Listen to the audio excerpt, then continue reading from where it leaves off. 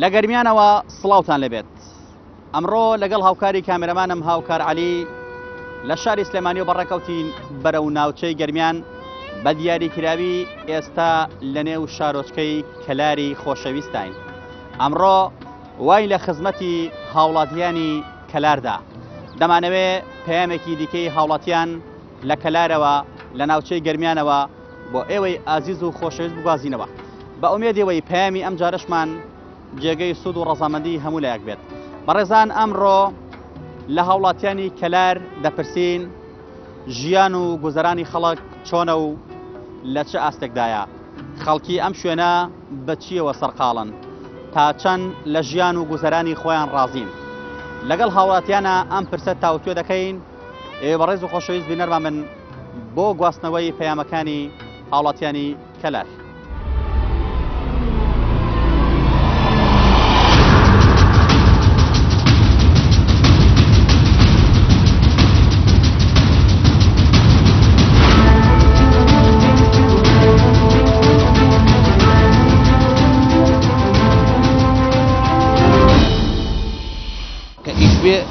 خەڵکەکە ئەژێت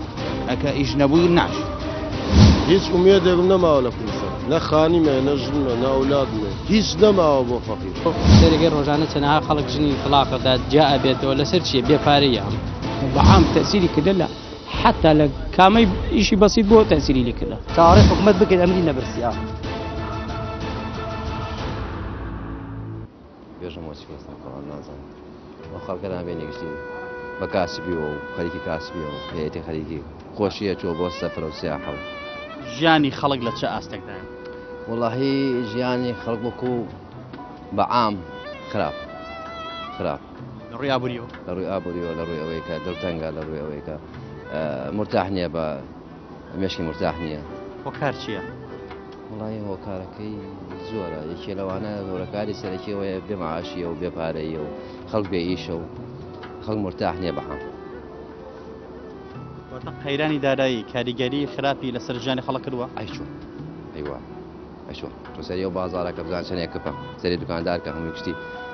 بێتاقەتە دانیشتە هەموو شتەکە ئەرزان کردو ئاخی لەبانەوە شوەرگران هەر گرانی هەیە و هەر خەڵک ناومێدە لە بەرامبەر بەو شتان. بەڕای تۆ خەڵکی کەلار ئاستی بژێوی ژیانیان لە ئێستادا لە چه ئاستێکدایە؟ زۆر خراپە. خراپەکەی ئەوەیە بێموچەیە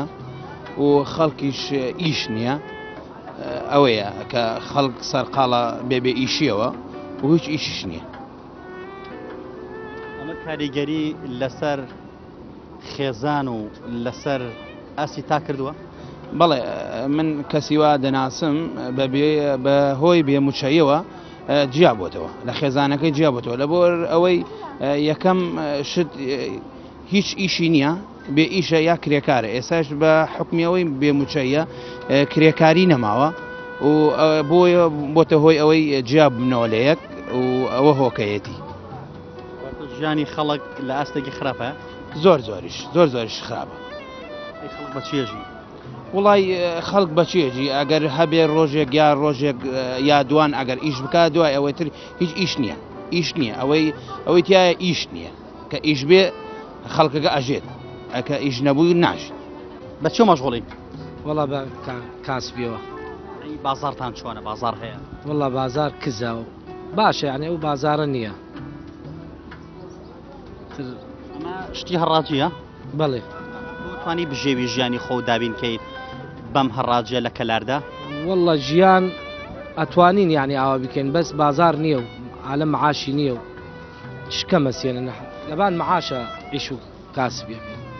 بەگشتی ئاستی بژێوی خەڵک لە ناو کەلاردا لە چه ئاستێکدایە؟ وەکو چۆن یعنی بێشیت ڕووی ئابووریەوە ژیانیان چۆنە گوزارێ؟ باشە خراپە؟ وەڵا تر هەیەتی بۆ خۆی باشە وەکو ئێمە سەر لە شارە عیشەکەین ژیانمان کەمێ زەحمەتە. یاڵن لێرە دای بنێن بۆ ئیشکردن شارەوانی ڕێگەتان پێیە؟ شارەوانی لە سعات 2:30 نایەن تا سعات 4:00 وەکو شارەکان تر نییە. لەسەر لە سلێمانی لە 12 و لاوە لە 1 و لاوەتر کاسبی خۆیانەکەن بەس ئێمە نایەن. دەچیت؟ دەچیت؟ بەڵێ. لا روي يعني تشيل روي كوب بالضبط. ڕووی گوزەرانی ئابووریەوە والله هەموو شتێک ڕاهاتنە سەرەتا تۆزێک ناخۆش بوو بەڵام ئێستا تقریبا حاڵەتەکە خەریکە ئاسایە بێتەوە خراپ نییە يعني لەبینی خراپ و باش خراپ نییە باش بەڵام بە شێوەیەکی گشتی زۆر باش نییە يعني بڵێ باش يعني زیاتر بە چیوە سەرقاڵن لێرە والله ئیش و کار با بڵێن هەر کەسێ ئیشی خۆی هەر کەسێ ئیشەکەی خۆی بەسە مۆزەف دەوام ئەوەی کە کاسبە لە بازاڕ ئیتراوانە هەر کەسێک مەشغوڵیش خۆیەتی شکار والله شکار باشە خراپە هەیە نییە والله لەگەڵ ڕۆژە باشە وڵاتە ئیش بێژم هەیە وەک جاران نێنەوە بۆ توانی بەشی بژێوی ژیانی خۆ دەستە بەرکەیت ئەوەم ئینە بشیت ناوەڵە ژێوی خەڵک بەگشتی لە چه ئاستێکدایە والله بژێی خەڵکی من لەسەر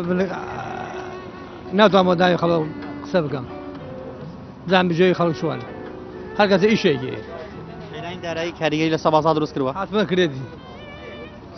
وڵای کاگە هیچیان نەکردە بۆگەم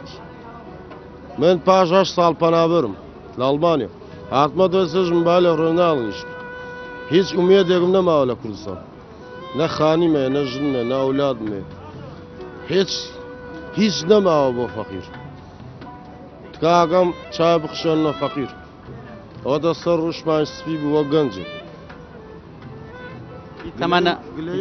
هی تەمەنە یا هی خەفەتە وەڵای خەفەتە ئەم حکومەتە خەفەتە دادە دڵ خەڵک وەک گەنجێک باس کاگە هیچمان نەما بەدبەخ بین وەڵام من نەخۆشین دەرونیشمەیە خەسەم بەخ هەموو هەفتەیە بچمە لە سلێمانی دەوا وەرگمەوە 8 ساڵ لەم لە 6 ساڵاتمەدە هیچم نییە کاک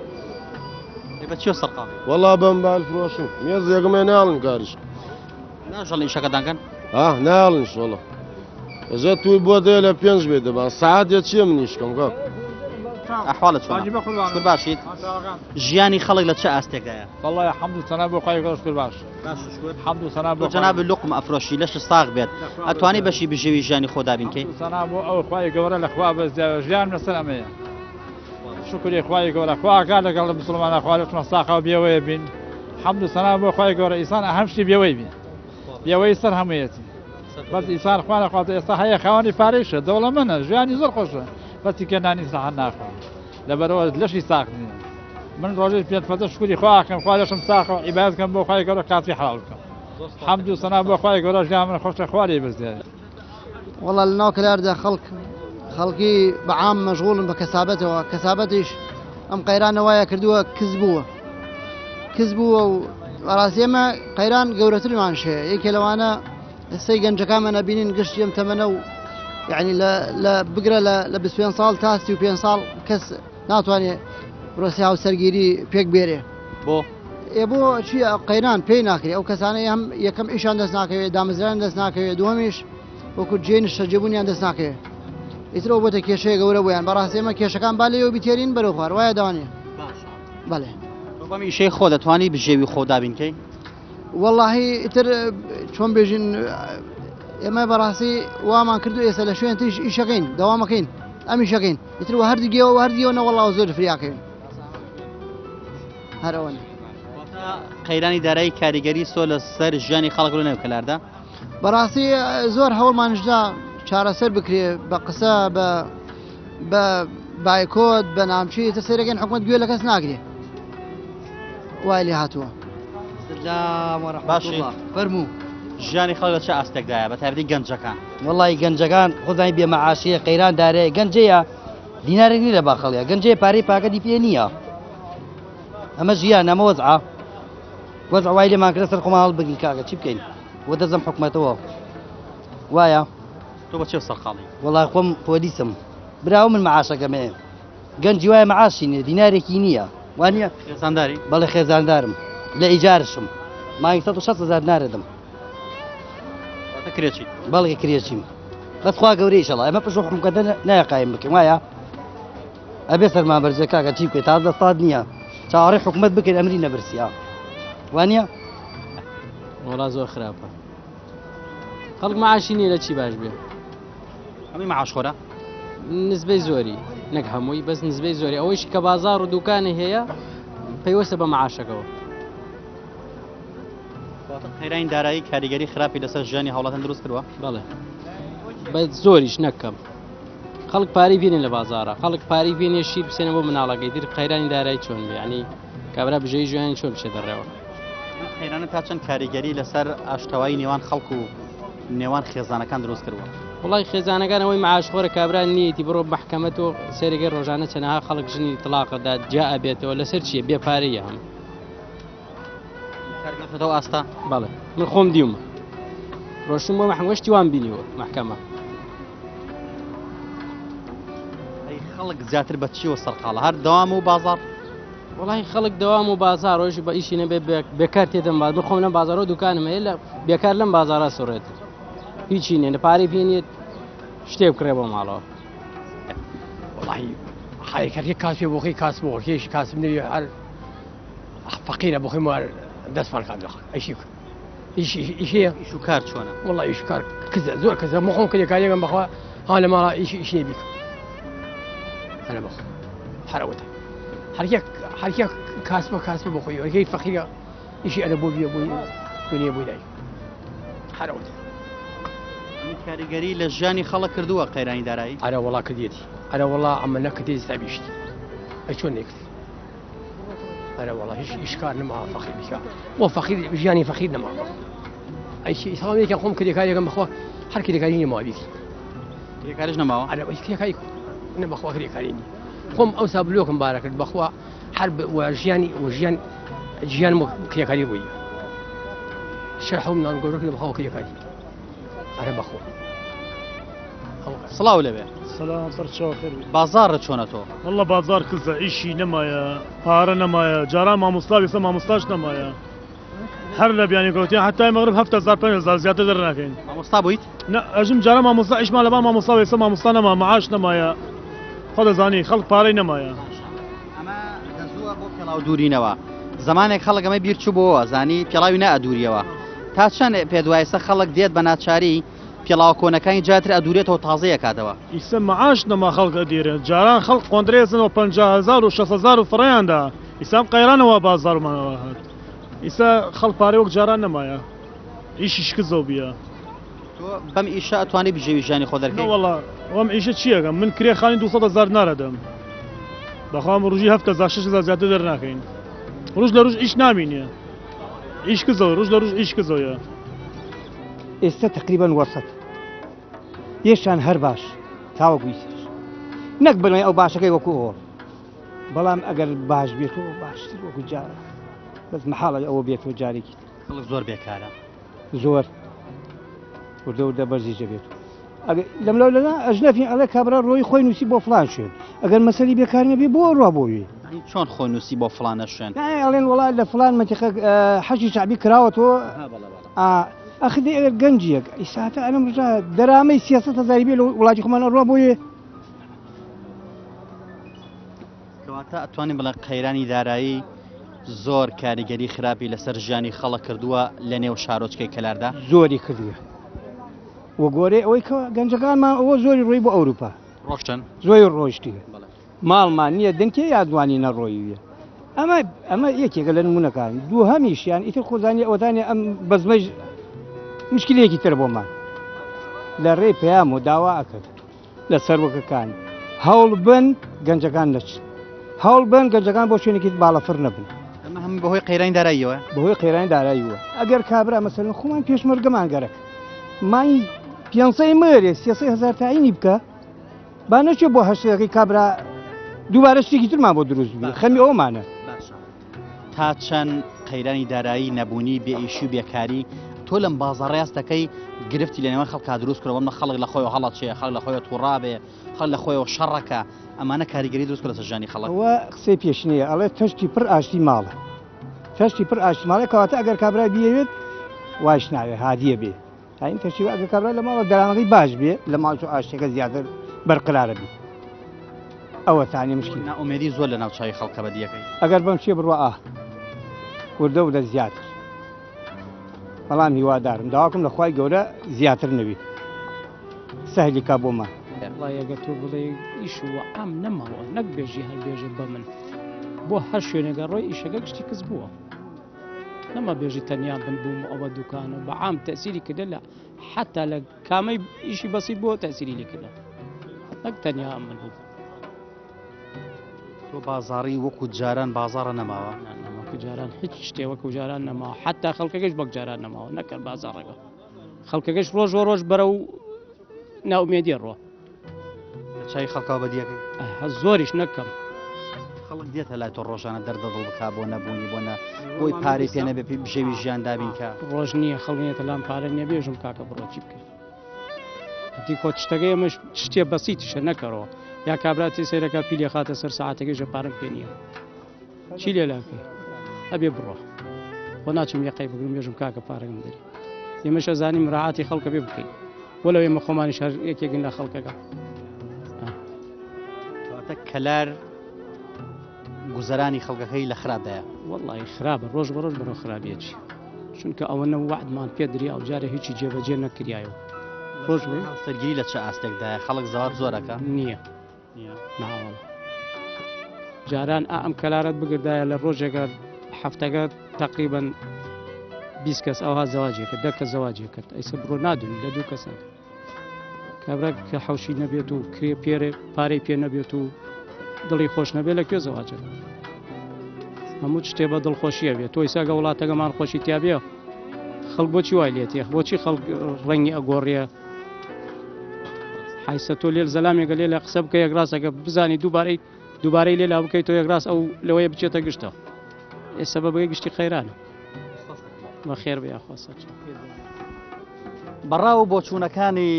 خەڵکی شارۆچکەی کەلار ئەوەندەی تا ئێستا خەڵکمان دواند و بۆ بەرنامەی پەیامی تۆ قسەیان بۆ کردین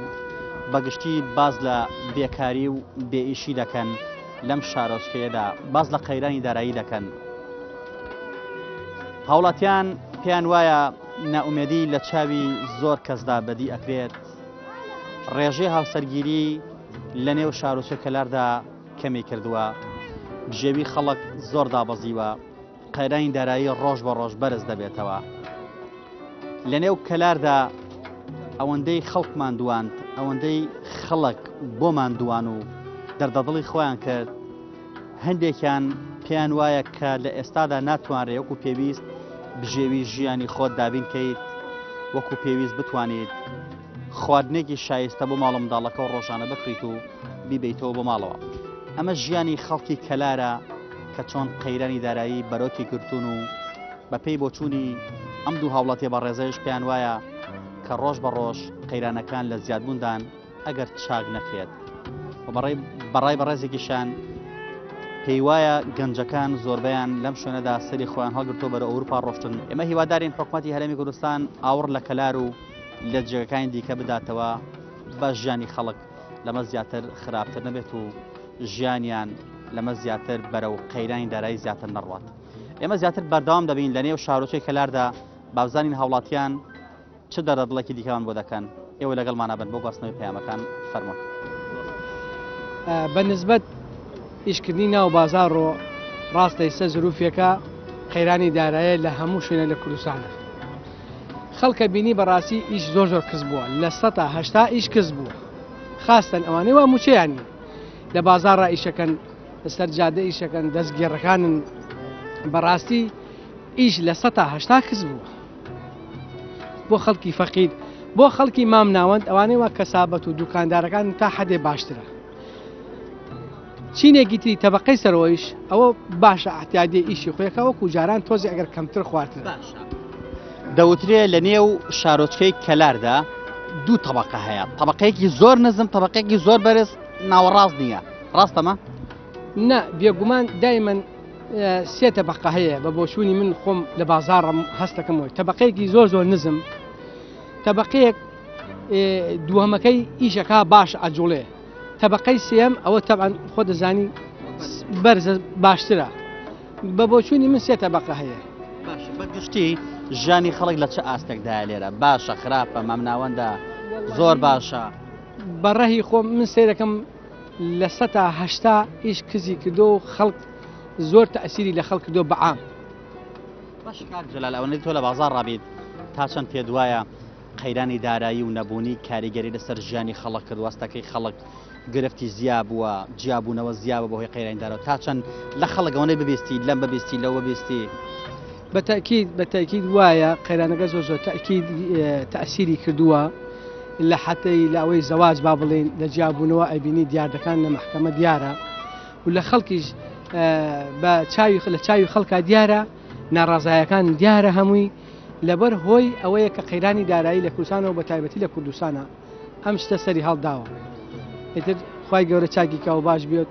مێداوارین حکومەتی هەرێم دەست پێشخەریە بکات موچەی خەڵکی و موچەی فەرمانبەران و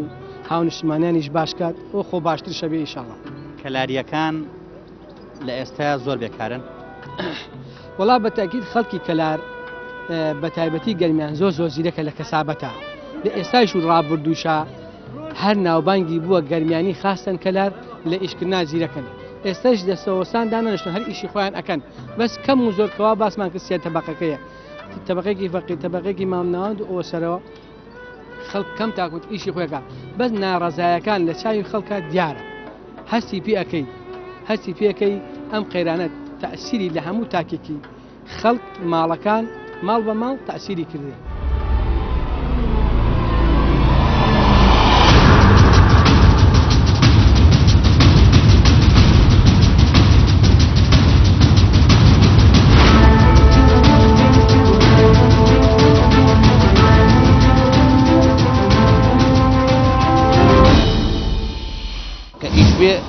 خەڵکەکە ئەژێت ئەکە ئیش نەبووی ناش هیچ کومێدێک نەماوە لە کوردستان نە خانیمە نە ژنمە نە ئەولادمە هیچ نەماوە بۆ فەقیر سەرەکەی ڕۆژانە چەنەها خەڵک ژنی فڵاقەدا جا ئەبێتەوە لەسەر چیە بێپارەیە بەعام تەسیری کردە لە حتا لە کامەی ئیشی بەسیط بۆ تەسیری لێ کردە چاوەڕێی حکومەت بکرد ئەمری نەبرسیا. بازارە چۆنە؟ بازار لەخوا بەزایە نە زۆر باش و نە زۆر خراونی بەشی بژێوی ژیانی خۆ دەرەکەیت الحەمدوللا و شکر خراونی خواد لە ڕازی ڕەبی بەگشتی ژیانی خەڵک لە چه ئاستێکدا لێرە وەڵای زۆر باش نییە وەکو تۆ وەکو عام سێرکەی زۆر باش نییە بەس تۆ بەگشتی وڵات لەسەر ئاسی تاگنا بۆ لەوانێت تۆ باش بیت خەڵکی هەوێ باش نەبن لەوانەیە من باش بووم ئەوەی تەنیشتم خراوە بێ ئێمە وەکو عام سێرەگەن عامەکە باش نییە خراونی نییە لەو باشە نییە بێژی کەوا خەڵک دڵخۆشی پێ بێ جارانە بازارە فەرقی زۆر کردووە 60 فەرقی کرێت چلی ماوە ئێمە وە چ لەش ئەڵێن باشە ئەگەر وەکو جاران بواە باشەکەی زۆر باشە بەس لە 60 فەرقی کرێت چلی ماوە ئاوە چکە خەڵک بژێوی ژیانی ئەوە مەرزە شتێوای نییە ئەوە موچەیە لە 60 دابەزیوە ئەوە کاسپی ئێمەیە ئاوە دیشتەکە ئاوای لێ هاتوو لە کەلارە وەڵا ژیانی خەڵک مامناوەندە یعنی وەکو بڵێن ئیش و کار نییە و بوجە نییە و خەڵک ڕۆژانە سەرقاڵە بە ئیشی ئەوەی کە بژێوی ژیانی خۆی پێیات وەگە دوکانداری بێ کەسابەت بێ سەوزە فرۆشتن بێ میوە فرۆشی بێ بە چێ سەرقاڵ خۆم وڵا دەوام بەڕێ لە مەرزی پەرێزخانم دەوێ دەوام گەنجەکان بە چێوە سەرقاڵان لێرە وڵایی گەنجەکان زیاتر ئێواران لە ناو بازاڕان و ڕۆژان لە دەوا من ڕۆژانی عوتڵە بێژین تو ئەبینی لە بازاڕن زمانێ بوو خەڵک ئیشی پینەچێتی بیرچ بووە بەهۆی وەزعەوەی باش بوو زۆر نەهات پێڵا بوو دوورێتەوە پێڵا بزمان ڕێژکات جوودێکی فڕەدا دوای جوودێک تازیەکڕی تا چەند ئێستا هەستەکەی خەڵک گەڕاتە بۆی کە پێڵا بوو دوورێتەوە جارێکی بە پێڵاو کۆنەکانە بچێتەوە و تازیان کاتەوە وەڵای سەی زۆر خەڵکێر وەکو جاران وایە مەسەن پێڵاوکردن دوای 15 ڕۆژ فڕێن بەس کەەوە کابرا بۆ نمونە موچە خۆرەکانی سە پێڵاویشی چاکەنەوە بە قەرزی کۆ ناچێتەوە طبعا وایە بازاڕی تۆ لە چه ئاستێکدایە ئەتوانی بەشی بژێ ژانی خۆدا بینکەی وەڵای باشە لەخوا بەزیە باش ئەژین پێی باشین لەخوا بەزیە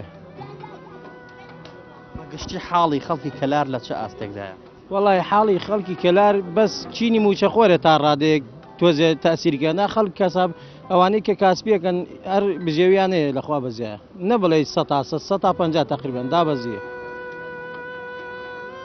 قەیرانی دارایی کاری لە ئیشی تۆش کردووە؟ بەڵێ تەسیری کرد زۆر. بازار وەڵاهی بازار وەک مەعاشەکە بۆ سەر چواریەک کەمی کردووە ئیشیەوەش ئەرەوەڵا 100 تا 75 کەمی کرد. باش ئاستی بژێوی خەڵکی کەلار لە چه ئاستێکتایە بەگشتی؟ وەڵاهی دا ئاستێکی زۆر مامە خاستەن ئەم 2 ساڵە زۆر کەمی کردن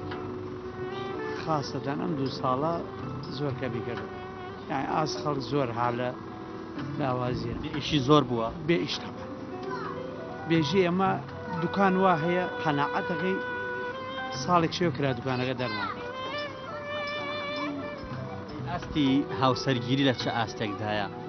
زۆر لە کەمە چونکە ئێمە لە خۆمانەوە زانین پێش ئەم شەردەعاشە هەفتە نەبوو ئێمە 10 مناسبەمان نەوێت قەناعەتەکەی سەر لە مانگە 2 مناسبەمان نییە یعنی چونکە ئێمە پاقڵاوی جوورە بۆ شەکراو خواردنەوە خەڵقی یعنی ساکێت لە مانگە جار وایە دوان هەیە قەناعەتەکەی جار وایە نیشە ئێجاران مانگوا بوو بەس لای من سی بوو بێژگە دوکانەکان تریش گەنجەکان زۆربیان چوون بۆ ئەوروپا ڕاستە؟ وەڵاهی قەزەی ئەوە کەم بەس گەنج ئیسرفەکە لەوە کاتە خۆی ئیشی نییە خۆی ئیشی نییە ئیشی نیش بێرێ ئەوەی تر باریای قوردا ێژەگەرە حسابە واگە ێژێ ئەگەر شوێنی نێوەگەرە حوشێ بگرێەوە کرێ خۆیشی ئیشی نییە حوشی بگرێ کرێ چۆن هاوسەرگێ یعنی ئەو بۆ سەر کێشەیە زۆر گەورە بۆ خەڵک ئەم بێ ئیشی گەنجە ڕاوبۆچوونەکانی خاوڵاتیانی کەلار سەبارەت بە ژیان و گوزەرانی خەڵک بەو جۆرە بوو بەداخەوە زۆربەیان بەناومێدیەوە باسییان لە گوزەران و لە ژیانی خۆیان دەکرد هەندێکیان تیا بوو باسییانەوە دەکرد تا ڕادەیەک ژیانیان باشە بەڵام بە کۆی گشتی هاوڵاتیان و خەڵکی کەلار بەهۆی قەیرانی داراییەوە ئاست و بژێوی خەڵک لە ئەستێکی خراپدایە و گەر ئاواش بڕات ڕۆژ بە ڕۆژ خراپتر دەبێت بۆیە هاوڵاتانی کەلار داواکارن کە ئەم دۆخە باش بکرێت بۆی چیتر ژیانی خەڵک لەمە خراپتر نەبێت چیتر گەنجەکان سەری خوان هەڵنەگرن و وڵات بەجێبێڵن چیتر پڕۆسەی هاوسەرگیری لەمە زیاتر ئیفلیج نەبێت و گەنجەکان نەتوانن بەهۆی قەیرانی داراییەوە هاوسەرگیری بکەن کەوای لێ هاتووە خەڵکی گەنجەکان لە ئێستادا ناتوانن هاوسەرگیری بکەن چونکە گرفتی کێشەی نیشتەجێبوون و قەیرانی داراییان هەیە هاوڵاتانی کەلار پێیان وایە لە ئێستادا ناتوانرێت بەشی بژێوی ژیانی خۆیان دابین بکەن چونکە بازار پەیوەستە بە موچەوە موچەش لە ئێستادا بەو جۆرە ئەدرێت کە حاڵی خەڵکی خستۆتە حاڵەکی خراپەوە بۆیە ئەمە داواکاری خەڵکی کەلارە کە داوا دەکەن قەیرانی دارایی کۆتایی بێت و ژیان و گوزەرانی خەڵک بگەڕێتەوە دۆخی جاران ئێمەش دەنگی خۆمان نەخێنێت دەنگی پاڵ هاوڵاتیانی کەلار و داوا دەکەین بەرپرسانی حکوومەتی هەرێمی کوردستان بە بڕیارەکانی نابچنەوە و کۆتایی بە قەیرانی دارایی بێن و ژیانی خەڵک لە مەترسی قات و قڕبوون ڕزگار بکەن پەیامی ئەم جارشمان گەیشتە پایان تا پەیامێکی دیکە هەموو لایەکتان بەخوای گەورە ئەسپێرین خۆی گەورە پشت و پەنای هەموو لایەکمان بێت